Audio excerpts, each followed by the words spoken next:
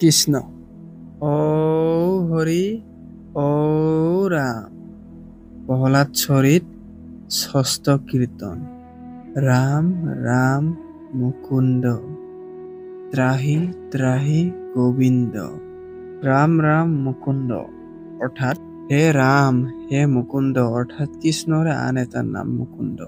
ত্ৰাহি ত্ৰাহি গোবিন্দ অৰ্থাৎ ৰক্ষা কৰক গোবিন্দ অৰ্থাৎ কৃষ্ণৰে আন এটা নাম গোবিন্দ। আমাক ৰক্ষা কৰক প্ৰভু, ভকতসকলক ৰক্ষা কৰক। তোমাৰ বচন স্বামী নুবুজিল কিছু আমি। আপুনি ঈশ্বৰ হৈয়া বলহ কৰিয় দায়া। তোমাৰ বচন স্বামী নুবুজিল কিছু আমি অৰ্থাৎ চাৰি কুমাৰে কল সকলোৰে স্বামী কৃষ্ণ হয়ে সকলো জগতৰে স্বামী কৃষ্ণ। আপুনি কি কল আপোনাৰ বাক্য আমি অলপো বুজি নাপালো, আপোনাৰ কথাষাৰ আমি বুজি নাপালো। আপুনি ঈশ্বৰ হৈয়া বলহ কৰিয় দায়া। হে প্ৰভু, আপুনিয়ে পৰম ঈশ্বৰ, আপুনিয়ে পৰম ভগৱান, দয়া কৰি আমাক এই কথাটো বুজাই দিয়ক। সেইবুলি চাৰি কুমাৰে কৈ আছে।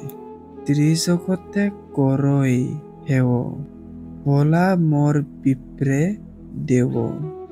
যত দেৱ দ্বিজ ভূমি সবাৰ দেৱতা তুমি।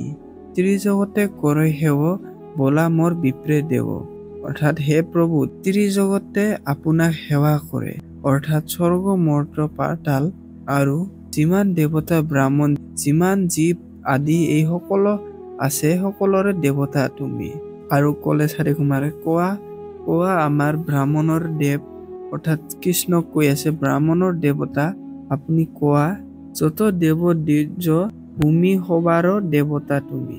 আৰু কলে যিমান দেৱতা ব্ৰাহ্মণ পৃথিৱীৰ যিমান জীৱ জন্তু আদি প্ৰাণী আছে এই সকলোৰে দেৱতা তুমিয়ে। ধৰ্মৰ পৰম গুহ্য তুমি জগতৰে পূজ্য। যাৰ ৰূপ সিয়ে ধৰি দুষ্টৰ মৃত্যুক তৰি। ধৰ্মৰ পৰম গুহ্য তুমি জগতৰে পূজ্য অৰ্থাৎ হে কৃষ্ণ তুমিয়ে ধৰ্মৰ পৰম তত্ত্ব, একমাত্ৰ তুমিয়ে পৰম ধৰ্ম। আপুনিয়ে জগতৰ একমাত্ৰ পূজনীয় দেৱ। যাৰ ৰূপ সিয়ে ধৰি দুষ্টৰ মৃত্যু কতৰি অৰ্থাৎ আপুনিয়ে এই নিৰাকাৰ ৰূপত থাকি ভকতসকলৰ মাজত থাকি আমাৰ অন্তৰত থাকি আমাৰ বিপদসমূহৰ পৰা হ'ব পৰা যিবোৰ দুৰ্ঘটনা থাকে সেইবোৰক আপুনিয়ে ৰক্ষা কৰে। বিপদৰ পৰা আপুনি আমাক ৰক্ষা কৰে। তাংক আনে কৰৈ দায়া কোনে বুজিবক মায়া। মান্য কৰি ব্ৰাহ্মণক শিক্ষা দিয়া সামান্যক। তাংক আনে কৰৈ দায়া কোনে বুজিবক মায়া। এই কথাষাৰ প্ৰহ্লাদে তেওঁৰ পিতৃ হিৰণ্যকশিপুক কৈ আছে যে আপোনাৰ দৰে দয়া আপোনাৰ এই দয়া কৰি একো লাভ নাই। কাৰণ যিজন ভগৱান কৃষ্ণ নিজেই দয়াৰ সাগৰ, তেওঁৰ আগত আপোনাৰ এই দয়া ব্যৰ্থহীন আৰু কোনোৱে তেওঁৰ এই অদ্ভুত মায়া বুজিব নোৱাৰে। মান্য কৰি ব্ৰাহ্মণক শিক্ষা দিয়া সামান্যক। আৰু ব্ৰাহ্মণসকলক সন্মান কৰক। ব্ৰাহ্মণ সকলোৱে হৈছে ধৰ্ম জ্ঞান আধ্যাত্মিকতাৰ জ্ঞাতা।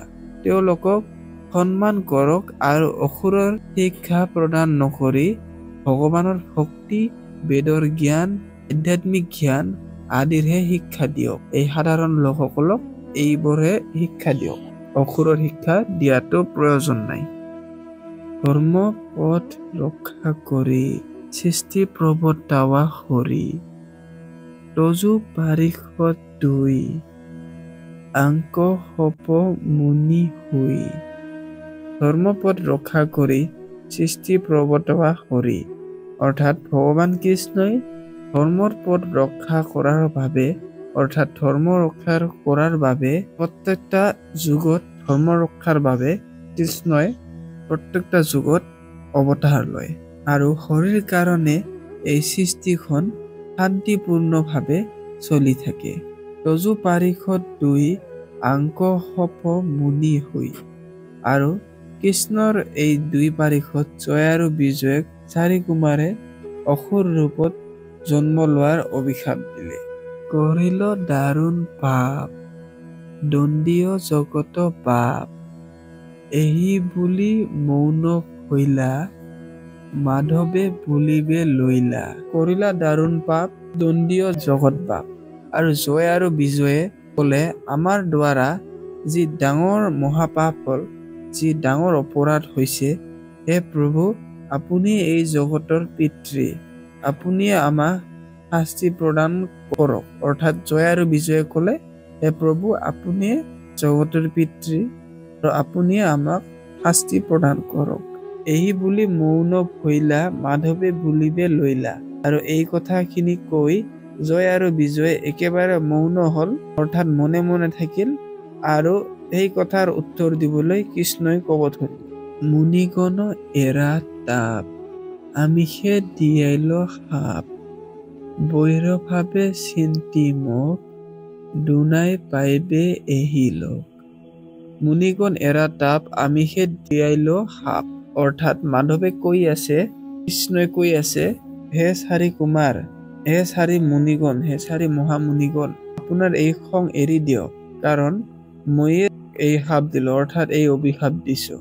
বৈৰভাৱে চিন্তি মোক, দুনাই পাইবে এহি লোক। কাৰণ ৰূপতহে জন্ম ললে সিহঁত দুইজন অৰ্থাৎ জয় আৰু বিজয়ে আকৌ পাৰিষদ ৰূপত বৈকুণ্ঠলৈ উভতি আহিব পাৰিব। বল মহা মনতুষ্টি, শুনি চাৰি সিদ্ধে উঠি, মাধৱক প্ৰদক্ষিণী, প্ৰণামিলা বাৰ তিনি। বল মহা মনতুষ্টি, শুনি চাৰি সিদ্ধে উঠি। আৰু ক'লে কোৱা মহা মনতুষ্টি, অৰ্থাৎ কৃষ্ণই চাৰি কুমাৰক পৰম মনৰ শান্তি বুলি কৈ আছে, তাৰ শান্তহীন কৈ আছে। আৰু এই কথা শুনি চাৰি কুমাৰ থিয় দি উঠিল। মাধৱক প্ৰদক্ষিণী, প্ৰণামিলা বাৰ তিনি। অৰ্থাৎ কৃষ্ণৰ চাৰিওপিনে চাৰি কুমাৰ তিনিবাৰকৈ ঘূৰি তিৰে প্ৰণাম কৰিব ধৰিলে কৃষ্ণ। অৰ্থাৎ কৃষ্ণৰ সোঁফালেদি গৈ তিনিবাৰকৈ ঘূৰিল আৰু ঘূৰি প্ৰণাম জনালে তিনিবাৰ। লৈয়া তান্তে অনুমতি, আকাশে কৰিলা গতি, বৈষ্ণৱৰ শ্ৰীকচাই, মনে প্ৰশংসন্তে যায়। লৈয়া তান্তে অনুমতি, আকাশে কৰিলা গতি। আৰু তাৰ পিছত চাৰি কুমাৰ কৃষ্ণৰ পৰা যোৱাৰ বাবে অনুমতি ল'ল আৰু অনুমতি লৈ তাৰ পৰা গ'ল আৰু তেওঁলোকে আকাশ মাৰ্গেদি উৰি গ'ল। বৈষ্ণৱৰ শ্ৰীকচাই, মনে প্ৰশংসন্তে যায়। আৰু লগত বৈকুণ্ঠৰ সৌন্দৰ্য আৰু ব্ৰাহ্মণসকলক চাই তেওঁলোকে মনত কৃষ্ণৰ গুণগান, কৃষ্ণৰ প্ৰশংসা কৰি গৈ যাই আছে। কৃষ্ণৰ কিংকৰে ফণে, শুনিয়ক সৰ্বজনে, অন্তকে পাইলেক পৰা, ৰাম হৰি বুলি তৰা। কৃষ্ণৰ কিংকৰে ফণে, শুনিয়ক সৰ্বজনে। কৃষ্ণৰ কিংকৰে কৈ আছে, শংকৰদেৱে কৈ আছে যে শুনা সকল লোক, অন্তক পাইলেক পৰা, ৰাম হৰি বুলি তৰা। অৰ্থাৎ জীৱনৰ অন্তৰ সময়ত কেৱল হৰি ৰাম নামৰ নামেহে কেৱল মুক্তি দিব পাৰিব, আন কোনো নামে নোৱাৰে। কৃষ্ণ অ হৰি অ ৰাম।